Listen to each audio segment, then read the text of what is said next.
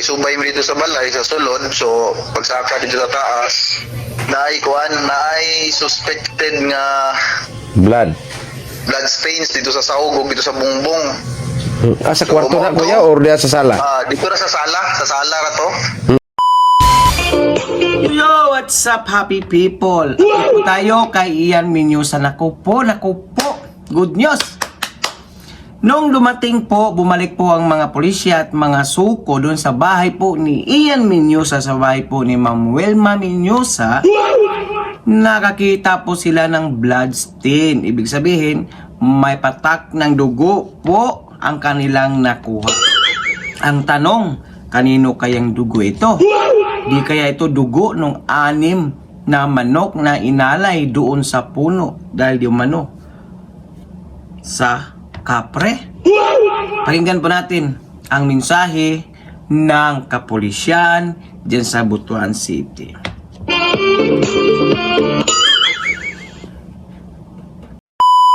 Human gyud pagawas sa otopsiya sa bata. Wala na mag-usik og panahon ng atong kapulisan sa Butuan City Police Station 4. Mato ni Police Major Ayan Ludunia, ang hipi sa Ampayon Police Station, pagkaugma adlong Sabado, naghimo dayon og case reconstruction ang atong kapulisan sa kamatayon ni Bibi Ian Menyosa. Ug tuod man pagsubay-subay nila sa panimalay, nakakita ang kapulisan og dugo ngadto sa sala ug sa bungbong nga murag gilimpyuhan na, apan bisag gitrapuhan na. Mapansin gihapon sa kapulisan ang lama ni ini. Mahinungdan nga nagtawag dayon og suko ang kapulisan para maproseso ang maong ebidensya. Kuan ko yan no, atong Sabado sa gabi Sabado sa hapon. Mabutong paggagawas gyud sa kuan kuya? Autopsy or di pa? Kinaugmaan pa to kuya, nagkuhan mo man may atong kuan gyud nag case conference pa man migbalik kag mong gi-discuss tong unsa mga possibilities. So atong dito may sa na. So subay-subay mo dito sa balay sa sulod. So pagsaka dito sa taas, naay suspected nga Blood stains dito sa sahog ug dito sa bungbong. sa kwarto na kuya or diya sa sala? Dito ra sa sala ra to.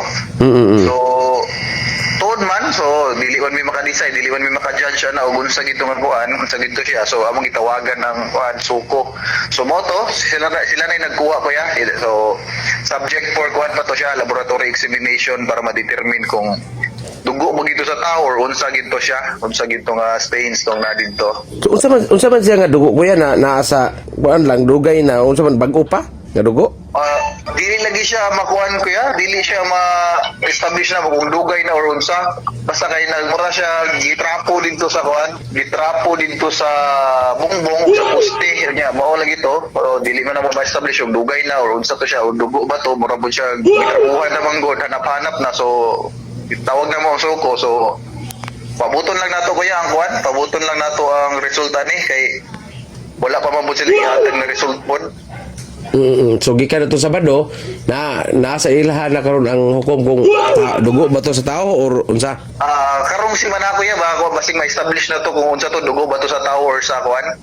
Dugo ba to sa tao or hayop ba? Anong litan sir kuya kung dugo to sa tao unsa dayo sunod nato nga buhaton ani kay wa matakay ba purog og dugo to sa tao basi dag na nailay na sama dito. Lagi mapabuto atong kuan, mapapud na atong i-establish pod. So mapakuan to, mapamatud-an magantong dugo sa tao. Another process na pod to kung kakinsa to nga dugo na pod.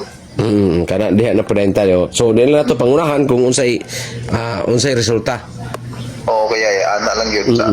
Samtang matud ni Police Colonel Richie Iatar, ang City Director sa Butuan City Police Office, naningkamot gid sila karon nga ilang mapin down kining posibleng suspect kay bisan pag-usaog pamakak ang kamatuoran mugawas rin gyapon inig abot sa panahon.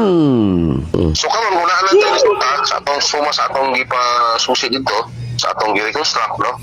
Naman tayo may mga separate reconstruction man baghimo para matanong nato ang possibility kung sa ato ka naman tayo mga POI, no? Anyway, this to all sa POIs, otherwise probably, no, with the evidence, then diyan patawag nga posible, no? And even that, isa na pa yung remote, they are still, ano, kung natawag na to, allegedly ka po, no? Alleged ka punta ka, kasi mo na yung posibilidad, ano.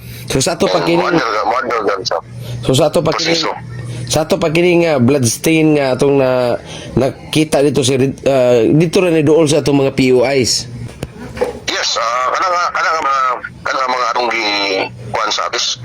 Mo tudlo lo edad na patudlo to niya kung mo na to ang maging kuan ato. Mo to mag-lead nun sa atong investigation nga tama ang atong construction diri. Tama ang atong pagtanaw diri nga diri kita tabo itong butang, no. So mo to siya mahatag sa atong kuan.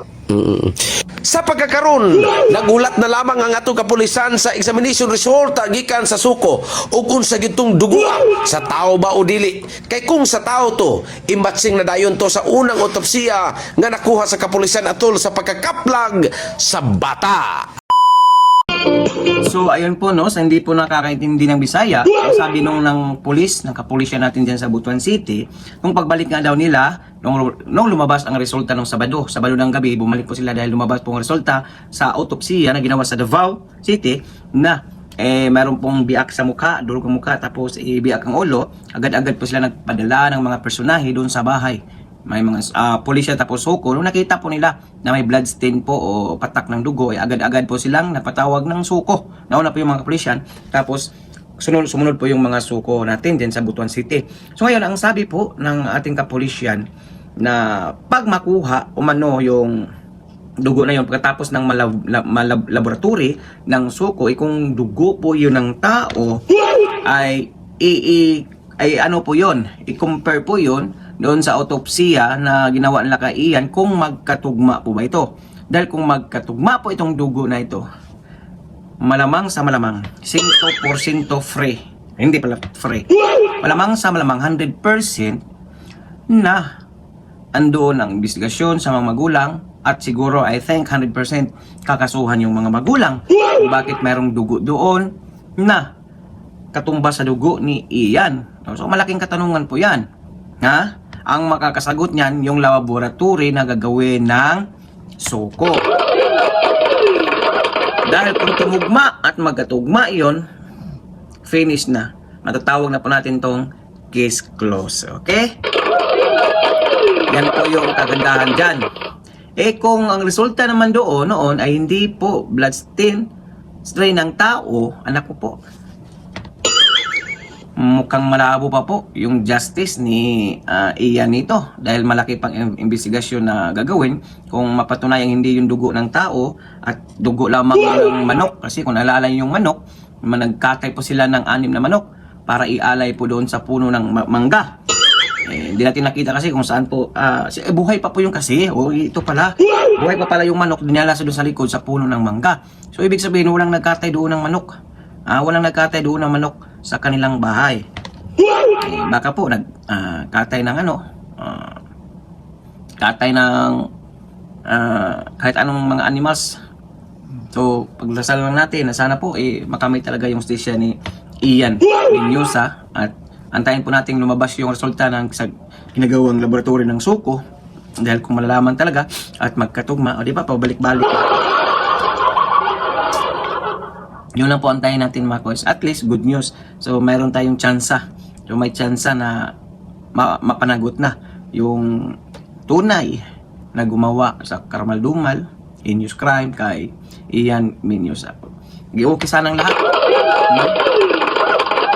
Sana hindi rin magkamali yung mga kapulisya natin na mapanagot yung tamang tao. Kasi meron na rin silang tinitignan na person of interest. Dalawa daw. Hindi pa natin alam kung kasama ba yung mga magulang.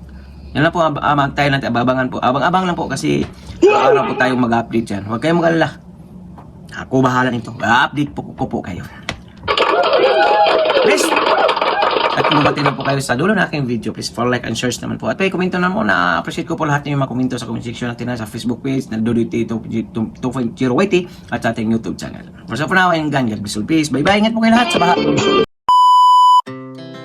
Our hearts beat to the city streets. We began to feel the fire. We rise like tall buildings.